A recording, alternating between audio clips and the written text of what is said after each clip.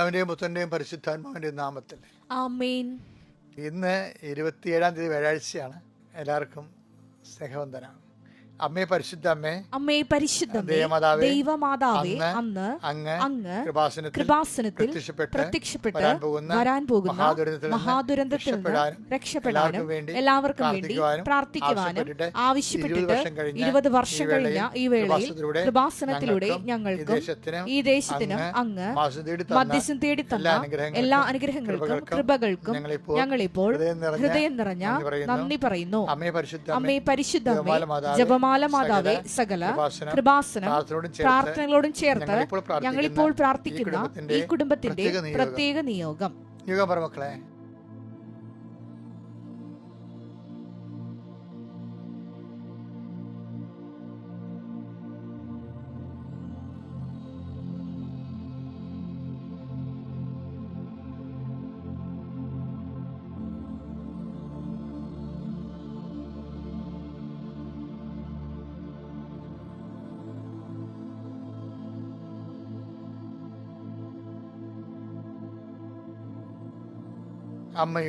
അമ്മയുടെ പ്രത്യക്ഷീകരണത്തിന്റെ ഈ ദ്വാദശക വേളയിൽ ഞങ്ങൾക്ക് സാധിച്ചു തരുവാൻ കനിയണമേ. വിശ്വാസ പ്രമാണം. സർവശക്തനായ പിതാവും ആകാശത്തിന്റെയും ഭൂമിയുടെയും സൃഷ്ടാവുമായ ദൈവത്തിൽ ഞാൻ വിശ്വസിക്കുന്നു. അവിടുത്തെ ഏകപുത്രനും ഞങ്ങളുടെ കർത്താവുമായ ഈശോ മിശിഹായിലും ഞാൻ വിശ്വസിക്കുന്നു. ഈ പുത്രൻ പരിശുദ്ധാത്മാവിനാൽ ഗർഭസ്ഥനായി കന്യകാമറിയത്തിൽ നിന്ന് പിറന്ന് പൊന്തിയോസ് പീലാത്തോസിന്റെ കാലത്ത് പീഡകൾ സഹിച്ച് കുരിശിൽ തറയ്ക്കപ്പെട്ട് മരിച്ച് അടക്കപ്പെട്ട് പാതാളങ്ങളിൽ ഇറങ്ങി മരിച്ചവരുടെ ഇടയിൽ നിന്ന് 3-ാം നാൾ ഉയർത്ത് സ്വർഗത്തിലേക്ക് എഴുന്നള്ളി സർവശക്തിയുള്ള പിതാവായ ദൈവത്തിന്റെ വലതുഭാഗത്തിരിക്കുന്നു. അവിടെ നിന്ന് ജീവിക്കുന്നവരെയും മരിച്ചവരെയും വിധിക്കുവാൻ വരുമെന്നും ഞാൻ വിശ്വസിക്കുന്നു. പരിശുദ്ധാത്മാവിലും ഞാൻ വിശ്വസിക്കുന്നു. വിശുദ്ധ കത്തോലിക്കാ സഭയിലും പുണ്യവാന്മാരുടെ ഐക്യത്തിലും പാപങ്ങളുടെ മോചനത്തിലും ശരീരത്തിന്റെ ഉയർപ്പിലും നിത്യമായ ജീവിതത്തിലും ഞാൻ വിശ്വസിക്കുന്നു. ആമേൻ. സ്വർഗ്ഗസ്ഥനായ ഞങ്ങളുടെ പിതാവേ, അങ്ങയുടെ നാമം പൂജിതമാകണമേ. അങ്ങയുടെ രാജ്യം വരണമേ. അങ്ങയുടെ തിരുമനസ് സ്വർഗത്തിലെ പോലെ ഭൂമിയിലും ആകണമേ. അന്നു വേണ്ടുന്ന ആഹാരം ഇന്ന് ഞങ്ങൾക്ക് തരണമേ. ഞങ്ങളോട് തെറ്റ് ചെയ്യുന്നവരോട് ഞങ്ങൾ ക്ഷമിക്കുന്നത് പോലെ ഞങ്ങളുടെ തെറ്റുകൾ ഞങ്ങളോടും ക്ഷമിക്കണമേ. ഞങ്ങളെ പ്രലോഭനത്തിൽ ഉൾപ്പെടുത്തരുതേ, തിന്മയിൽ ഞങ്ങൾ രക്ഷിക്കണമേ. ആമേൻ. നന്മ നിറഞ്ഞ മറിയമേ, സ്വസ്തി. കർത്താവ് അങ്ങയുടെ കൂടെ സ്ത്രീകളിൽ അങ്ങ് അനുഗ്രഹിക്കപ്പെട്ടവളാകുന്നു. അങ്ങയുടെ ഉദരത്തിൻ ഫലമായി ഈശോ അനുഗ്രഹിക്കപ്പെട്ടവനാകുന്നു. പരിശുദ്ധ മറിയമേ, തമ്പുരാന്റെ അമ്മേ, പാപികളായ ഞങ്ങൾക്ക് വേണ്ടി ഇപ്പോഴും ഞങ്ങളുടെ മരണസമയത്തും തമ്പുരാനോട് അപേക്ഷിക്കണമേ. ആമേൻ. എന്റെ പ്രിയപ്പെട്ടവരെ, നമുക്ക് ഒരുമിച്ച് പ്രാർത്ഥിക്കാം. കർത്താവ് നിന്റെ ഉന്നതമായ നാമത്തിന് സ്വസ്ഥം ചെയ്യുന്ന നിന്റെ തിരുവാർന്ന് വലതുകരം മക്കളുടെ ശിരസിൽ വെക്കണേ പ്രാർത്ഥിക്കുന്ന കർത്താവ് നിന്റെ സന്ധിബന്ധങ്ങളിലും അങ്ങയുടെ മക്കളുടെ സന്ധിബന്ധങ്ങളിലെ കർത്താവിൻ്റെ രക്തം നിറയട്ടെ. മാംസപേശികളിൽ കർത്താവിൻ്റെ രക്തം നിറയട്ടെ. രക്തഞരമ്പുകളിൽ കർത്താവിൻ്റെ രക്തം നിറയട്ടെ. ഉച്ചമുതൽ ഉള്ളംകാല് വരെ എല്ലാ കോശങ്ങളിലും പേശികളിലും അസ്ഥികളിലും അസ്ഥിക്കുടകളിലും കർത്താവിൻ്റെ രക്തം നിറയട്ടെ. വാതരോഗങ്ങൾ, ക്ഷീണിതമായ ശരീരങ്ങൾ, മനപ്രയാസം നിറഞ്ഞ ജീവിതാവസ്ഥകൾ, കുടുംബ സാഹചര്യങ്ങൾ, പരസ്പരം വിരുദ്ധവും വഴക്കുമായിട്ട് നിൽക്കുന്ന, മിണ്ടാതെ അങ്ങോട്ടും ഇങ്ങോട്ടും ആംഗ്യം കാണിക്കുകയും മറ്റുള്ളവരോട് പറയുകയും വീട്ടിൽ ഒരാളോട് ഒരു വിഷയം പറയണമെങ്കിൽ വേറെ ഒരാളോട് പറഞ്ഞ് ധരിപ്പിക്കുകയും ചെയ്ത് മുഖമായ അന്തരീക്ഷം തളക്കെട്ട് നിൽക്കുന്ന വൈരാഗ്യത്തിൻ്റെയും പകയുടെയും വിദ്വേഷത്തിൻ്റെയും തമ്മിൽ സംസാരിക്കാത്ത അവസ്ഥകൾ കർത്താവെ, ഈ ഇരുട്ട് കൂമ്പാരത്തിൽ കർത്താവെ നിന്റെ വെളിച്ചം കടന്നില്ലെന്ന് പ്രാർത്ഥിക്കുന്ന ഈശോയെ, ഞാൻ ഏതെല്ലാം കുടുംബങ്ങളിൽ ഞാൻ ഉദ്ദേശിക്കുന്നത് ആ കുടുംബങ്ങളിലെല്ലാം ഈ ഇതേ അവസ്ഥയിലുള്ള എല്ലാ കുടുംബങ്ങളിലും ചെല്ലാം കർത്താവ്. കടകമ്പോളങ്ങളും ചെറിയ ചായക്കടകൾ ഉൾപ്പെടെ ചെറിയ മാടക്കട ഉൾപ്പെടെ നടത്തിയിട്ട് കർത്താവ് ജീവിക്കുന്നുണ്ട് ഈശോയെ. അതുപോലെ തന്നെ നൈറ്റ് കടകൾ നടത്തി ജീവിക്കുന്നുണ്ട് ഈശോയെ. അവർക്ക് കച്ചവടം ലഭിക്കാത്തതുണ്ട് ഈശോയെ. അതുപോലെ അമിതമായ രീതിയിൽ പലതരത്തിലുള്ള ഭീഷണികൾക്ക് വിധേയമായി ജീവിക്കുന്നുണ്ട് ഈശോയെ. പലരുടെയും ഭീഷണികൾ കാരണം പലരെ അടിമകളായി ജീവിക്കുന്നുണ്ട് ഈശോയെ. ഇങ്ങനെ ഈ നാട്ടിൽ നിന്ന് പോയാൽ മതി, ഈ സ്ഥലത്ത് നിന്ന് പോയാൽ മതി, ഈ കച്ചവടം നിർത്തിയാൽ മതി എന്നൊക്കെ ചിന്തിച്ചുകൊണ്ട് എങ്ങനെ ജീവിക്കും എന്നറിയാതെ സ്വകാര്യ സങ്കടങ്ങളിൽ വിഷമിക്കുന്നുണ്ട് ഈശോയെ. അങ്ങനെയുള്ള എല്ലാവരെയും സ്പർശിക്കണം പ്രാർത്ഥിക്കുന്നു കർത്താവെ. ഇപ്പോൾ പരീക്ഷ എഴുതുന്ന മക്കളെ സംബന്ധിച്ച് പ്രാർത്ഥിക്കുന്നു.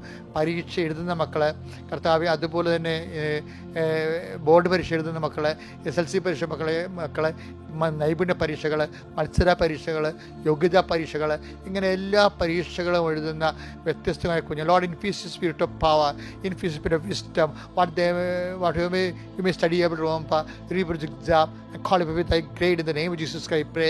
എൻ്റെ കർത്താവിൻ്റെ ഉന്നതമായ നാമത്തിൽ, സഭയുടെ അധികാരത്തിൽ, കുരിശിൻ്റെ അടയാളത്തിൽ, ദൈവശക്തിയാൽ നീ നിൻ്റെ ഉദ്യമങ്ങളും സംരംഭങ്ങളും നിൻ്റെ യാത്രകളും സംരക്ഷിക്കപ്പെടട്ടെ.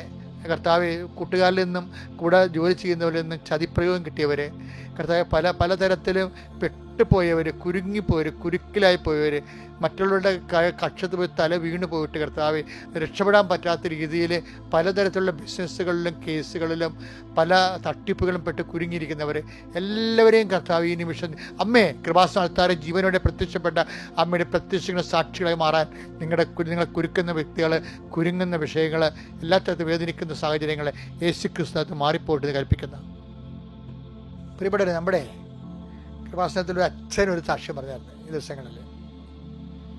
അച്ഛൻ്റെ പേര് മാത്യു എന്നാണ്, മാത്യു ഏലന്താനം. ഇടയ്ക്ക് ഞാനത് ചൊവ്വാഴ്ചത്തെ ധ്യാനത്തിൽ സൂചിപ്പിച്ചായിരുന്നു. അച്ഛൻ ഉടമ്പടി എടുത്തതാണ്. പക്ഷെ ഉടമ്പടി വെച്ചാൽ ഇതുപോലെ പെർഫെക്റ്റായിട്ട് ഉടമ്പടി എടുത്തിട്ട് അത് ഒരു സാക്ഷ്യം ഞാൻ കേട്ടിട്ടില്ല. അത്രയ്ക്ക് പെർഫെക്റ്റാണ് അച്ഛൻ്റെ ഉടമ്പടി. അവരച്ഛന്മാരിൽ നിന്ന് ഉടമ്പടി എടുക്കുന്നതിൽ ഏറ്റവും ടോപ്പ് സാക്ഷ്യമാണ് ഇതെന്ന് തോന്നുന്നത്. വെച്ച് കഴിഞ്ഞാൽ അദ്ദേഹത്തിന് പ്രേക്ഷിത പ്രവർത്തനമുണ്ട്, ഉടമ്പടി വിഹിതമായ പ്രേക്ഷിത പ്രവർത്തനങ്ങൾ, അതുപോലെ സാക്ഷ്യ ജീവിതമുണ്ട്. പക്ഷെ അദ്ദേഹം ഉണ്ടല്ലോ, അദ്ദേഹത്തിന് ഈ ഹീമോഗ്ലോബിൻ്റെ പ്രോബ്ലം ആയിരുന്നു. അപ്പോൾ ഹീമോഗ്ലോബിൻ 6.3 വന്നതിൽ പിന്നെ കൂടുന്നില്ല. ബോൺ മാരോ ചെയ്യാൻ പറഞ്ഞു. പിന്നെ നിരീക്ഷണത്തിലായി 5-6 ദിവസം ആശുപത്രി കിടന്നു, മാറ്റമൊന്നുമില്ല. അപ്പോൾ വേറെ ഒരു ട്രീറ്റ്മെൻറ്റിലേക്ക് പോകുകയായിരുന്നു. അപ്പോൾ ആണ് അദ്ദേഹം ഉടമ്പടി എടുത്തത്. പക്ഷെ ഉടമ്പടി എടുത്ത അന്ന് മുതൽ ഹീമോഗ്ലോബിൻ കൂടാൻ തുടങ്ങി. കർത്താവ് സഹായിക്കാൻ തുടങ്ങി അച്ഛനെ. അച്ഛൻ്റെ സാക്ഷ്യങ്ങൾ കേൾക്കണം, അത് അച്ഛൻ്റെ വ്യക്തിപരമായ അനുഭവമാണ്. പക്ഷേ അച്ഛൻ നല്ല അറിവുള്ള ആളായത് കാരണം കൃത്യമായിട്ട് കാര്യങ്ങൾ പറയുന്നുണ്ട്. അത് പിന്നെ 14.6 ഹീമോഗ്ലോബിൻ. പക്ഷേ അച്ഛൻ്റെ ഒരു സാക്ഷ്യത്തിൽ എനിക്ക് ഇഷ്ടപ്പെട്ടതെന്നാണ് അറിയാമോ, അതായത് ഈ അച്ഛൻ ഉപവിപ്രവർത്തനങ്ങളെ വേണ്ടി നമ്മൾ മുൻപ് വരാകുമ്പോൾ ഒത്തിരി ഉപവിപ്രവർത്തനമൊക്കെ വരികയല്ലേ. അച്ഛൻ എപ്പോഴും ഒരു മെൻ്റലി റിട്ടാർഡഡ് ആയിട്ടുള്ള സ്ഥലങ്ങളിൽ പോകുമായിരുന്നു. മെൻ്റൽ റിട്ടാർഡഡ് മാനസിക രോഗികളുടെ ആശുപത്രിയിൽ പോകും, സ്ഥാപനത്തിൽ. അവർക്ക് അംഗവൈകല്യമുണ്ട്. അപ്പോൾ ഇപ്പോൾ എന്തോ ഒരു ചാലഞ്ചസാണ്. അംഗവൈകല്യമുണ്ട്, മാനസിക രോഗമുണ്ട്, അങ്ങനെയൊക്കെ ഉള്ളവർ. അപ്പോൾ എന്തായാലും അച്ഛന് ഒരു ഉടമ്പടി കഴിഞ്ഞപ്പോൾ ഒരു അഭിഷേകം കിട്ടിയപ്പോൾ അവിടെയൊക്കെ സ്ഥാപനത്തിൽ പോയി അച്ഛൻ അവർക്ക് ഭക്ഷണങ്ങൾ കൊടുക്കുകയും അവരെ ട്രീറ്റ് ചെയ്യുകയൊക്കെ ചെയ്ത്. അപ്പോൾ ഒരു മാനസിക വൈകല്യമുള്ള, അംഗവൈകല്യമുള്ള കുഞ്ഞ് അച്ഛനൊക്കെ ഒന്ന് കുടിക്കാൻ വെള്ളം ചോദിച്ചു. അച്ഛൻ തിളപ്പിച്ചാറ്റിയ വെള്ളം, ശുദ്ധമായ വെള്ളം കുഞ്ഞിനെ കൊടുത്ത്. കുഞ്ഞിങ്ങനെ അറിയാമല്ലോ, അവന് വൈകല്യമുള്ള ആളാണ്. അവനിങ്ങനെ വായിൽ നോളയെ വിട്ട് തുപ്പലിട്ട് മറിച്ച് അങ്ങോട്ടും ഇങ്ങോട്ടും ഇട്ടാണ് കുടിക്കണത്. എന്നിട്ട് പകുതി കുടിച്ചിട്ടുണ്ടല്ലോ, അങ്ങനെ തന്നെ അച്ഛൻ്റെ മുഖത്തിട്ടെറിഞ്ഞ് അച്ഛൻ വല്ലാണ്ടായി തുപ്പലൊക്കെ വീണ്. ഒരച്ഛൻ പറയണേ, ഞാൻ കുഞ്ഞിനെ നോക്കിയപ്പോഴേ എനിക്ക് ഉണ്ണീശോയെ തോന്നിയത്. എനിക്ക് അത് ആ സാക്ഷ്യം കേട്ടപ്പോൾ ഭയങ്കര ഇഷ്ടപ്പെട്ടു. കാഴ്ച മാറിപ്പോയി, കണ്ടില്ലേ, കാഴ്ച മാറിപ്പോയി. മറ്റുള്ളവരെ നമ്മളെ ഉപദ്രവിക്കുന്നവരിലെയും നമ്മളെ കാണുന്നൊരു കാഴ്ച ഉണ്ട്, അതിൽ ക്രിസ്തുവിനെ കാണുന്നൊരു കാഴ്ച. അതാണ് ഈ 3-ാം കാഴ്ച എന്ന് പറയുന്നത്. അതെന്ത് പറയാൻ കാര്യം എന്നറിയാമോ, ഈശോ നമ്മൾ നേരത്തെ കഴിഞ്ഞ ദിവസങ്ങളിൽ കണ്ടൊരു ഭാഷയിലല്ല. ഈശോ മർക്കോസിൻ്റെ 8:26 അന്ത്യന് ബെത്സയിദയിൽ വെച്ച് സാക്ഷ്യം കൊടുത്തിട്ട്, കാഴ്ച കൊടുത്തിട്ട് അവനോട് പറഞ്ഞില്ലേ, ഗ്രാമത്തിൽ പ്രവേശിക്കുക പോലും ചെയ്യരുതെന്ന്. അങ്ങനെ അവനെ പറഞ്ഞു വിടും. അപ്പോൾ അവന് ആദ്യത്തെ കാഴ്ച എന്താണെന്നറിയാവോ, ഈ 8:21 വായിച്ച്, അവന്റെ കണ്ണുകളിൽ തുപ്പിയ ശേഷം അവന്റെ മേൽ കൈകൾ വെച്ചുകൊണ്ട് ചോദിച്ചു, നീ എന്തെങ്കിലും കാണുന്നുണ്ടോ? നോക്കിയിട്ട് അവൻ പറഞ്ഞു, ഞാൻ മനുഷ്യരെ കാണുന്നുണ്ട്. അതാ 1-ാം കാഴ്ച എന്ന് പറയുന്നത്. എന്താണ് അവന്റെ 1-ാം കാഴ്ച? മനുഷ്യ. അപ്പൊ ഈ അവരുടെ പാരമ്പര്യ ചികിത്സ പോലെ എന്ത് പരിപാടിയാണ്, ഇങ്ങനെയുള്ള കാര്യങ്ങളൊക്കെ നാട്ടിലൊക്കെ ഉണ്ടാകും. കുറച്ച് ശരിയാകും, കുറച്ച് ശരിയാകത്തില്ല. അങ്ങനെയുള്ള കൺസെപ്റ്റാണ് ബൈബിൾ നൽകുന്നത്. ടൈലറിൻ്റെയൊക്കെ എന്ത് വിശ്വവിഖ്യാതമായ ഇൻ്റർപ്രിട്ടേഷനൊക്കെ ആ രീതിയിലാണ് പോണത്. എന്ന് വെച്ച് കഴിഞ്ഞാൽ കുറച്ച് മിഡിൽ ഈസ്റ്റിൽ ഇതുപോലെയൊക്കെ കുറേ ട്രീറ്റ്മെൻറ്റൊക്കെ ഉണ്ടായിരുന്നു ജനങ്ങളുടെ ഇടയിൽ. നമ്മൾ വീട്ടു ചികിത്സ എന്നൊക്കെ പറഞ്ഞില്ല, നാട്ടുമരുന്ന് എന്നൊക്കെ പറഞ്ഞിട്ട്. അതുപോലെ തന്നെ അതിലൊന്ന് ഇപ്പം നമ്മളും ചെയ്യും തുപ്പൽ. പണ്ടൊക്കെ ഈ കൺകുരുവൊക്കെ വന്നിരിക്കുന്ന ആൾക്കാരില്ലേ, എൻ്റെ ചിലപ്പോൾ ഞാൻ ചെയ്തിട്ടുണ്ട്. ആൻറ്റിയുടെ ചിറ്റമ്മ ഇപ്പോൾ കണ്ണൊക്കെ വരുമ്പോൾ ചൂടുകാലത്ത് കണ്ണിങ്ങനെ കൺകുരു ഇങ്ങനെ വരാണ്ട് നിൽക്കും. അപ്പോഴുടനെ ചിറ്റമ്മ ആൻറ്റിമാർ, അപ്പൻ്റെ പെങ്ങന്മാർ പറയും, ഇടാ നാക്കിൻ്റെ അടിയിൽ നിന്ന് തുപ്പൽ തൊട്ട് വെക്കാൻ പറയും. അപ്പോൾ നമ്മളത് വെക്കും. അതുകൊണ്ടാണ് അസുഖപ്പെട്ടത് അറിയാൻ പറഞ്ഞത്. ഇത് പൊടിക്കൈകൾ ഇതുപോലത്തെ ഉണ്ട്. കർത്താവ് അവന് വേണ്ടി എന്തും ചെയ്തു എന്നുള്ളത് അവനൊക്കെ അറിയത്തില്ല. അവൻ ദൈവശക്തി അറിയുന്ന മുമ്പ് ഇങ്ങനെയുള്ള അവൻ്റെ കാര്യത്തിൽ ഇൻവോൾവ് ആണെന്നുള്ളത് അവനെ ബോധ്യപ്പെടുത്തുക എന്നുള്ളൊരു ഒരു പ്രക്രിയയുടെ ഭാഗമായിട്ടാണ് തോന്നുന്നത്. കർത്താവ് ഇങ്ങനെയൊക്കെ അങ്ങനെ ചെയ്യുമ്പോൾ അവൻ പറയും ഇപ്പം കാണാം, പക്ഷേ മനുഷ്യരെ കാണുന്നുണ്ട്, ഞാൻ മരങ്ങളെപ്പോലെയാണ് ഇരിക്കുന്നത്, നടക്കണമായിട്ട് കാണുന്നത്. അതാണ് അവൻ്റെ അത് ഫസ്റ്റ് കാഴ്ച. സെക്കൻഡ് കാഴ്ച എന്താണ്? സെക്കൻഡ് കാഴ്ച കർത്താവ് മീഡിയംസ് ഒന്നും ഉപയോഗിക്കാതെ ഡയറക്റ്റ് കൈവച്ച് പ്രാർത്ഥിക്കും. 28-25 മർക്കോസ്. വീണ്ടും യേശു അവന്റെ കണ്ണുകളിൽ കൈകൾ വെച്ചു. യേശു വീണ്ടും അവന്റെ കണ്ണുകളിൽ കൈകൾ വെച്ചു. അവൻ സൂക്ഷിച്ചു നോക്കി. അപ്പോൾ അവൻ സൂക്ഷിച്ചു നോക്കി, കാഴ്ച തിരിച്ചു കിട്ടുകയും ചെയ്തു. ഫുൾ ആൻഡ് ഫുൾ ആയിട്ട് അവനെ കണ്ടു, കാഴ്ച തിരിച്ചു കിട്ടി. കാഴ്ച തിരിച്ചു കിട്ടി കഴിഞ്ഞപ്പോൾ ഈശോ അവനോട് പറഞ്ഞു, ഇനി പഴയ ജീവിതത്തിലേക്ക് തിരിച്ചു പോകരുത്, പഴയ ജീവിതത്തിൽ തിരിച്ചു പോകരുത്. എന്താ കാര്യം? പുതിയ പുതിയ കാഴ്ചകൾ കാണാനിരിക്കുന്നു. കാര്യം പണ്ടാവും മനുഷ്യരെ കണ്ടു, അത് മരങ്ങളെപ്പോലെ ഇരിക്കുന്നു, ഒന്നാം കാഴ്ച. രണ്ടാം കാഴ്ച മനുഷ്യരെ കണ്ടു, മനുഷ്യരെപ്പോലെ ഇരിക്കുന്നു. മൂന്നാം കാഴ്ച കൊണ്ട് എന്താണ്? മനുഷ്യരെ കണ്ടു, നമ്മൾ വെറുക്കുന്നവരെ കണ്ടു, നമ്മളെ പീഡിപ്പിക്കുന്നവരെ കണ്ടു, അവർ ക്രിസ്തുവിനെ പോലെ ഇരിക്കുന്നു. അതാണ് മൂന്നാം കാഴ്ച. ഇങ്ങനെ കാഴ്ചകളിലേക്ക് അപ്പോസ്തലന്മാർ തിരിച്ചു വരാൻ കാണാം. അപ്പോസ്തലന്മാരും ക്രിസ്തുവിനെ കുറിച്ചുള്ള കാഴ്ചകൾ ഇങ്ങനെ തെളിഞ്ഞ് വരികയാണ്. അതുകൊണ്ടാണ് ഇത്രയും കാഴ്ച കഴിയുമ്പോൾ ഈ യോഹന്നാൻ 8:26 27 കർത്താവ് ചോദിക്കും, Who do you say that I am? ഞാൻ ആരാണെന്നാണ് നിങ്ങൾ പറയുന്നത്? അപ്പോൾ പത്രോസ് മൊത്തം കാഴ്ചയോടെ പറഞ്ഞു, you are Christ, the son of the living God.